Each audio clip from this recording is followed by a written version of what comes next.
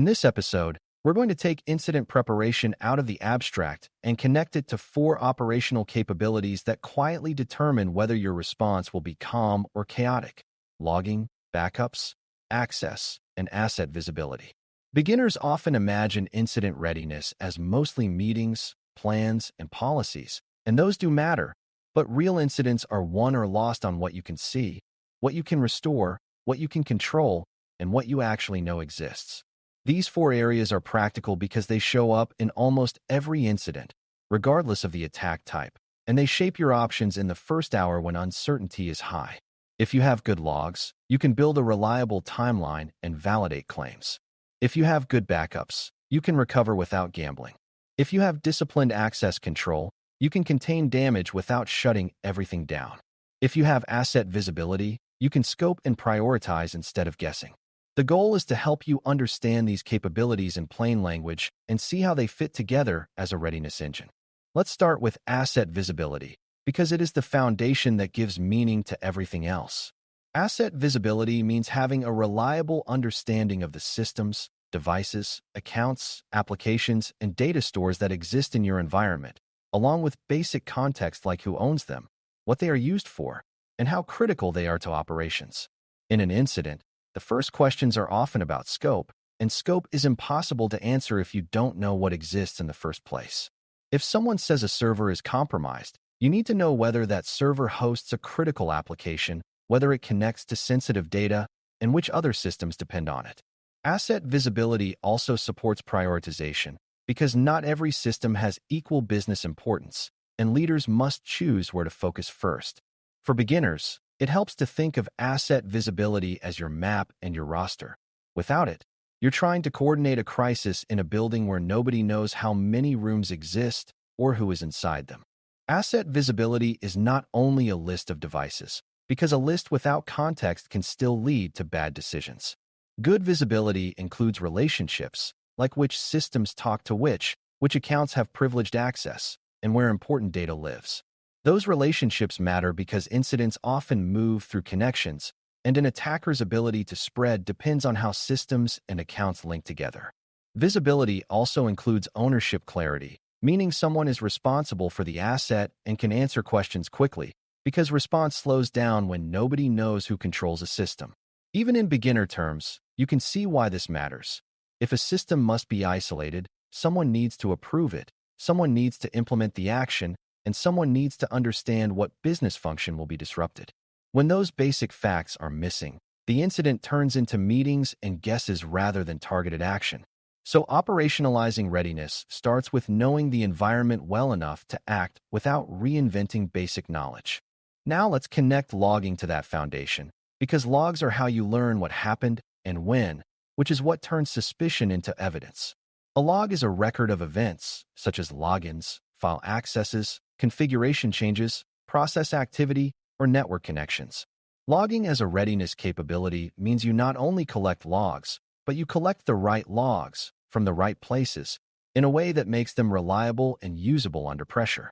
In an incident, leaders need answers to questions like when the activity started, whether it is still happening, what systems are involved, and what actions the team has already taken.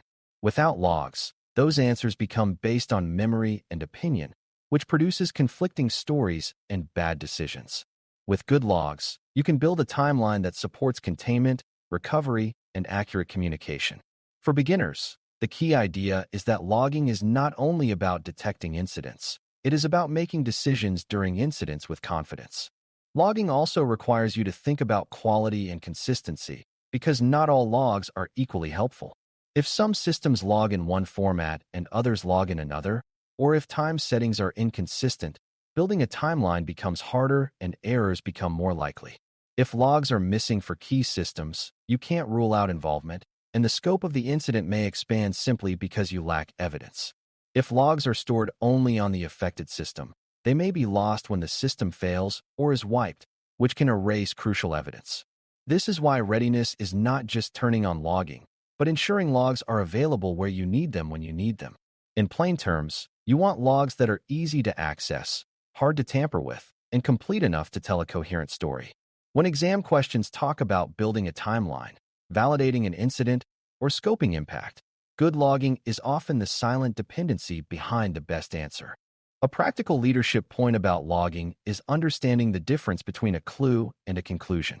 An indicator of compromise, IOC, is a clue that suggests possible compromise, and logs often provide IOC that must be validated. Beginners sometimes treat any suspicious log entry as proof, but logs can be noisy, incomplete, or misleading without context. That is why incident leaders focus on corroboration, meaning they look for multiple signals that support the same interpretation, and they consider alternative explanations. A good readiness posture includes knowing what normal activity looks like, because abnormal activity only stands out if normal is understood. It also includes having a clear process for escalating suspicious findings into a coordinated response, so one person's discovery turns into shared situational awareness rather than isolated worry.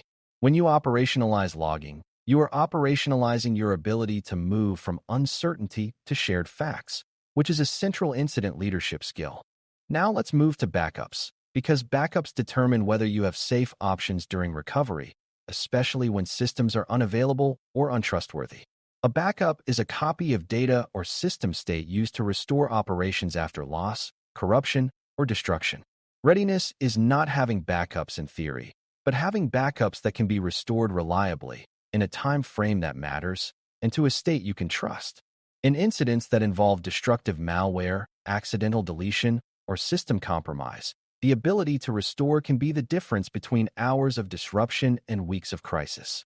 Backups also shape containment choices, because if you know you can restore a system cleanly, you might be more willing to isolate it quickly to stop harm. If you lack trustworthy backups, you may be tempted to keep compromised systems running, which increases risk and prolongs the incident.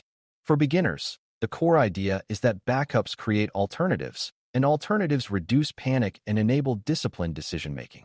A key concept for backup readiness is verification, because a backup you have never tested is closer to a hope than a capability. Restore testing means practicing the act of recovering data or systems and confirming that the result is usable and complete. In many real incidents, organizations discover too late that backups were incomplete, outdated, or incompatible with the recovery needs of critical systems. Another critical concept is prioritization, because not everything can be restored at once, and leaders need to know what must come back first to reduce business impact. This is where backups connect to asset visibility again, because you can't prioritize recovery effectively if you don't know which systems support critical functions. Backups also connect to evidence and trust, because if an attacker had access, you must consider whether backups were affected or whether restoring will reintroduce the problem. Good readiness includes understanding that restoration is not only about getting services running, but about getting them running safely and confidently. Backups also tie into communication and stakeholder management, because recovery timelines affect business decisions.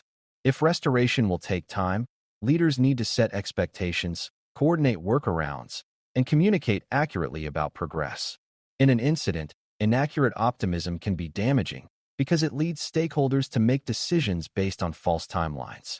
When you have a mature backup and recovery capability, you can estimate more realistically because you have practiced it and you know what steps are required.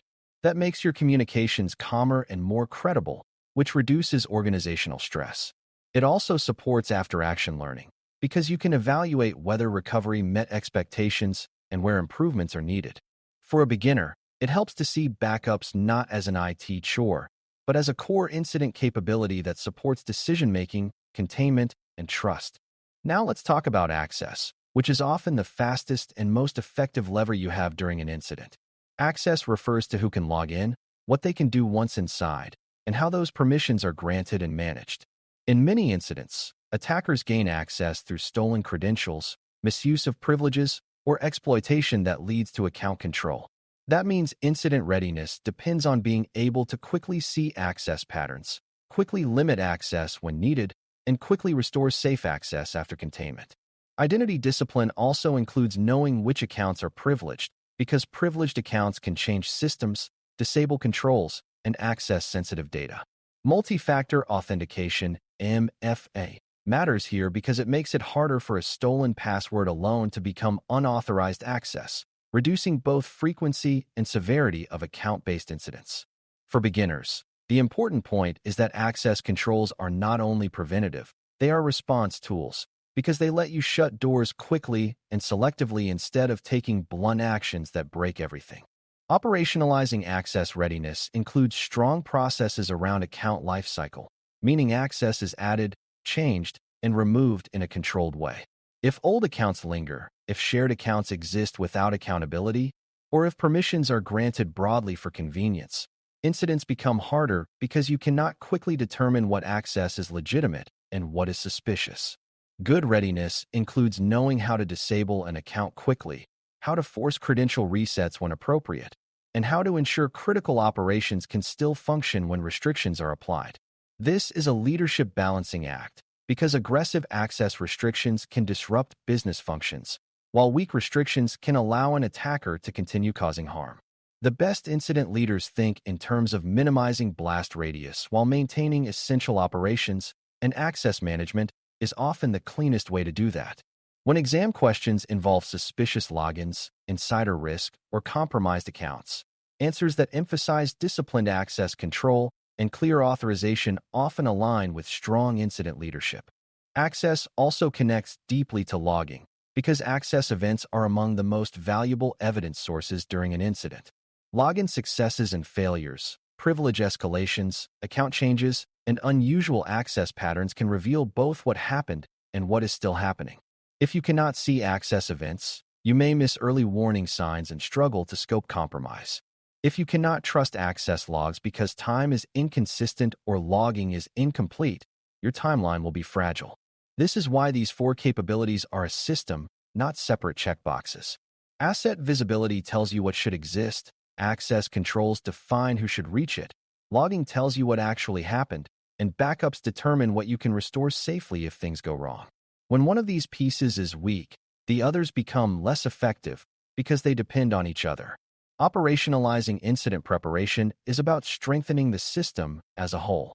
Let's bring in the leadership perspective by focusing on what these capabilities do in the first hour of an incident, because that is where readiness matters most. In the first hour, leaders are usually trying to validate the incident, establish situational awareness, define scope, assign ownership, and choose initial containment actions. Logging helps validate and build early timelines. Asset visibility helps identify critical systems and dependencies. Access control provides containment levers that are targeted, and backups provide confidence that isolation and restoration are viable. If you have these capabilities, you can make decisions based on evidence and options. If you lack them, you are forced into extremes, like either doing nothing while you search for basic facts or taking blunt actions that cause unnecessary disruption. The exam often tests this kind of first-hour reasoning because it reflects real incident leadership pressure. The best answers are usually the ones that increase clarity and control without overreacting. A common misconception for beginners is that operational readiness requires advanced tools or complex technical work, but the underlying principles can be understood without implementation detail. You don't need to know the command syntax of a logging agent to understand that centralized, consistent, trustworthy logs improve scoping and decision-making. You don't need to know the mechanics of backup software to understand that tested recovery capability reduces panic and supports containment. You don't need to know the deepest identity protocols to understand that strong authentication and disciplined privilege reduce attacker mobility and give responders control. You don't need to know every network topology to understand that asset visibility makes prioritization and communication possible. The exam is likely to focus on these principles because they reflect leadership readiness, not configuration expertise. Beginners should aim to speak these connections clearly, because that is how you demonstrate understanding in scenario questions. It also helps to understand how failures in these areas tend to show up during incidents, because the exam often tests recognition of what is missing. When asset visibility is weak, the team wastes time figuring out what systems are involved and who owns them, and scope expands because nobody can confidently rule things out. When logging is weak, the team argues about what happened, and decisions become inconsistent because different people hold different versions of the story. When backups are weak, recovery becomes slow or impossible, and containment becomes harder because restoring cleanly is not assured. When access discipline is weak, attackers move more easily, insider misuse is harder to detect, and responders struggle to apply targeted restrictions without causing collateral damage. Recognizing these patterns helps you choose the best answer in questions that ask what to improve or what the next step should be. Often the correct action is to strengthen visibility, evidence, and control rather than to chase a single technical detail. To close, operationalizing incident preparation means building 4 capabilities that support calm, evidence-based response. Asset visibility so you know what exists and what matters. Logging so you can understand and explain what happened. Backup so you can restore safely and keep options open. And access control so you can contain harm with precision. These capabilities reinforce each other, creating a system where decisions are grounded in facts and alternatives exist even under pressure. When you understand how they shape the first hour of response, you also understand why they are repeatedly emphasized in incident leadership thinking and in exam scenarios. A strong incident leader doesn't rely on luck or heroics. They rely on readiness that makes good decisions possible.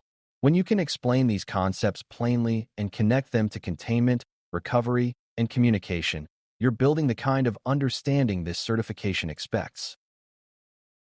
Thanks for listening. For more audio courses, daily newsletters, and more, please visit baremetalcyber.com.